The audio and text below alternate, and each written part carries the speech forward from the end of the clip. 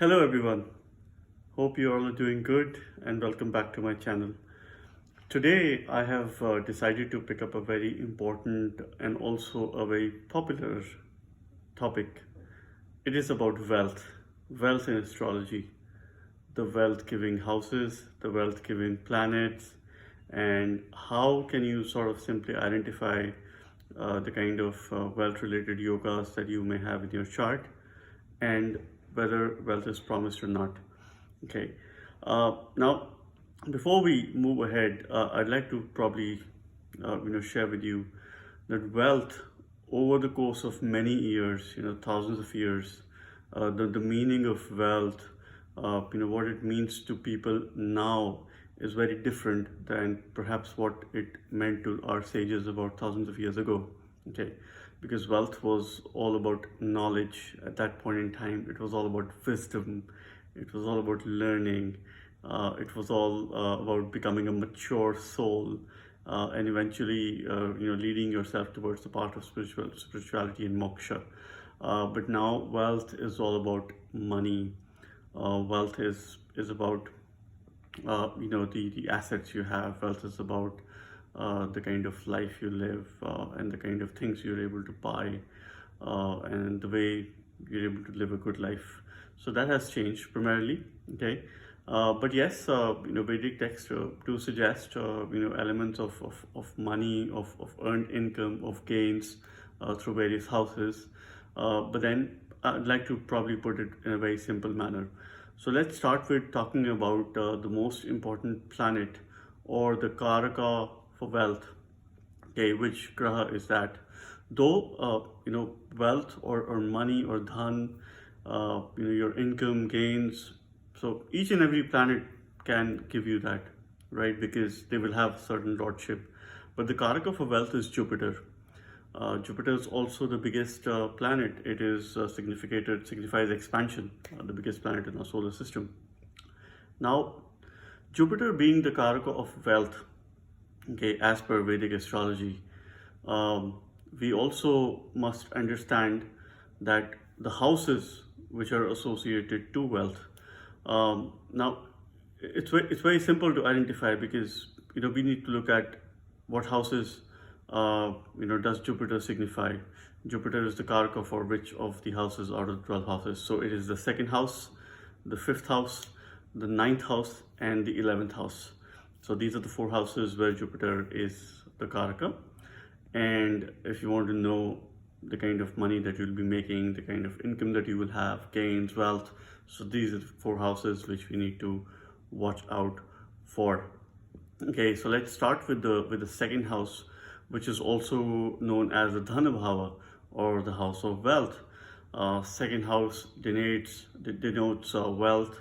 It talks about the earned income and your accumulated wealth, that the money that you will earn and you'll be able to accumulate.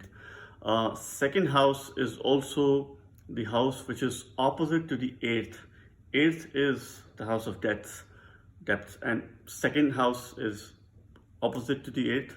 So it is opposite to depths, which is your income. Second house is where we feed. Okay, so we feed ourselves, we feed our family. It is also the house of storage, right? So which sort of indicates our earnings and also savings and the wealth which we accumulate. So it has huge importance in terms of the planets which are associated to second house. The second lord, is also the one of the neutral lords in the chart. Okay, and it's also a Lakshmi Sthan, other than the the triangles, the Trikona. Second house is also the Lakshmi Sthan. As per Brihat Parashara Hora Shastra Shloka, second house has also been related to something called as Ratnadi, which means gems and jewelry, right? So in order to buy gems and jewelry, you need a lot of money, and that's where all the gems and jewelry comes from, which is the second house.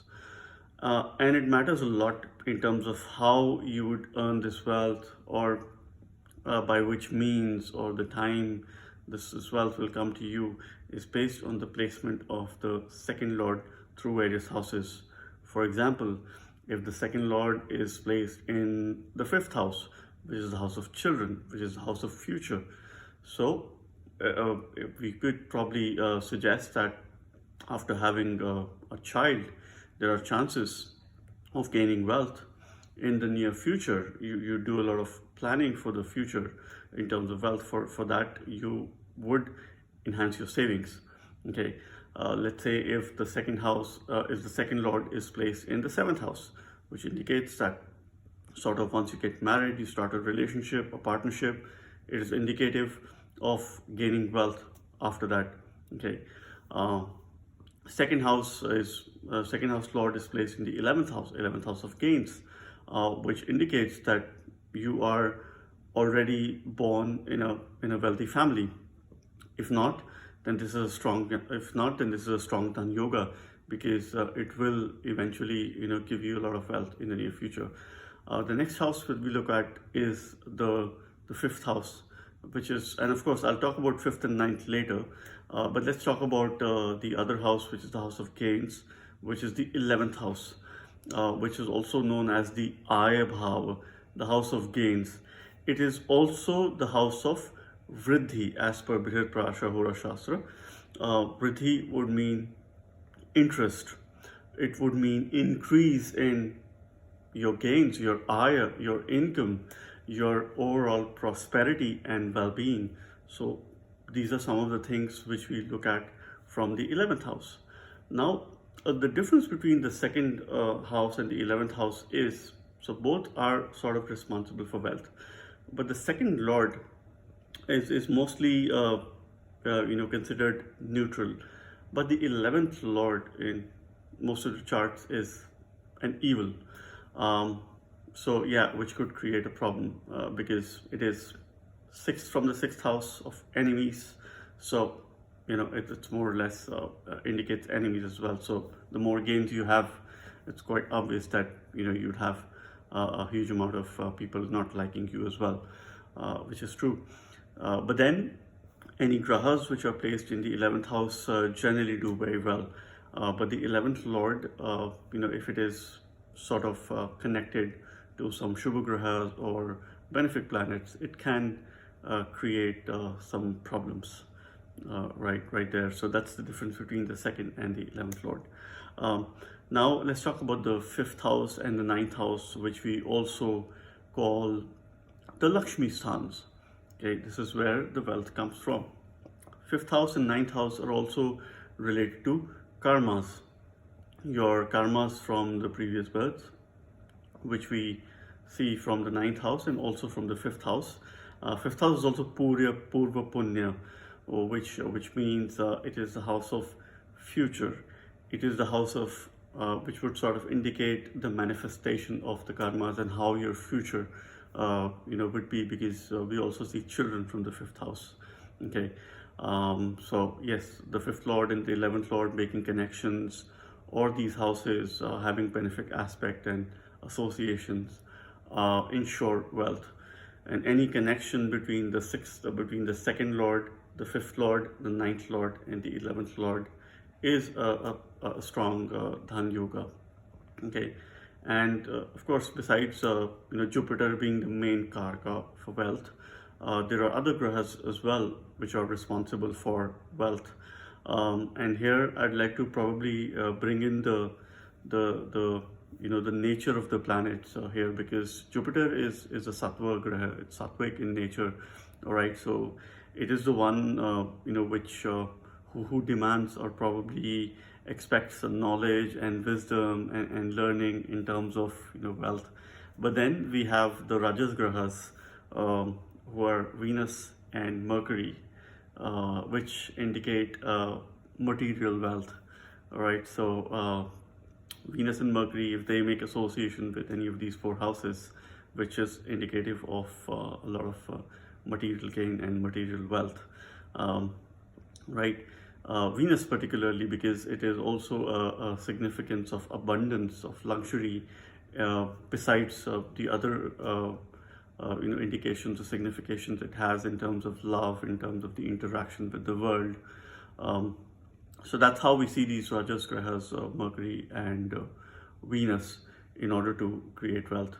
And let's talk about two directions which are quite special, and then again these directions are also associated to Mercury and Venus. So north and north direction is where Kuber is the lord of wealth, and the other is southeast, which is the direction of Venus, right? So in your home, so north is one direction which you should probably ensure to keep it clean, and southeast is another direction which you should ensure that it is not cluttered.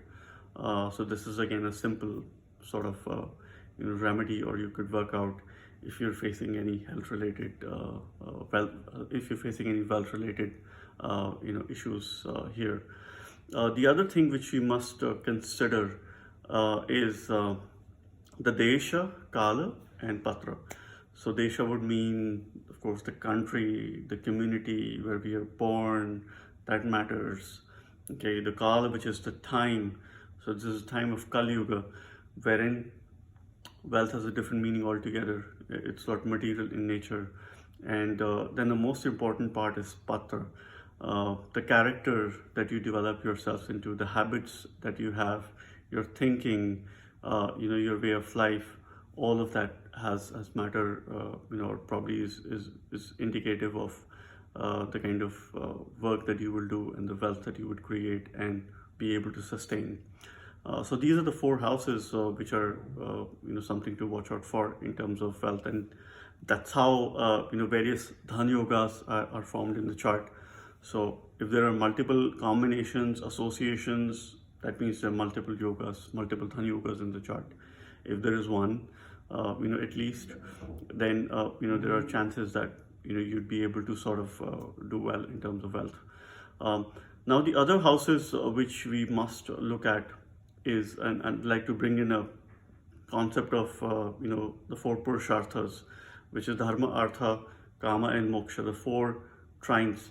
So where we'll talk about the second trine, which is the Artha Trikona, the second house, the sixth house and the 10th house. In simple terms, if I'll explain. The second house, again, the house of wealth, the house of earned income, accumulated wealth. Sixth house is the house of service. It is also the house of loans, so enemies. It is also the house of daily routine. A lot of times you need to sort of, people need loans to sort of grow their business. Large organizations, they have other people investing in them. They have to pay their shareholders.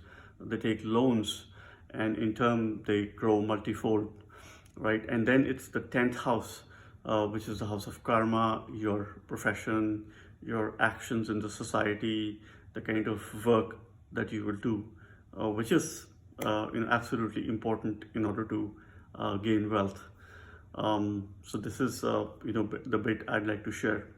And the last piece I'd like to sort of share is there are yogas in the chart, Dhan yogas, and there could be multiple yogas as well.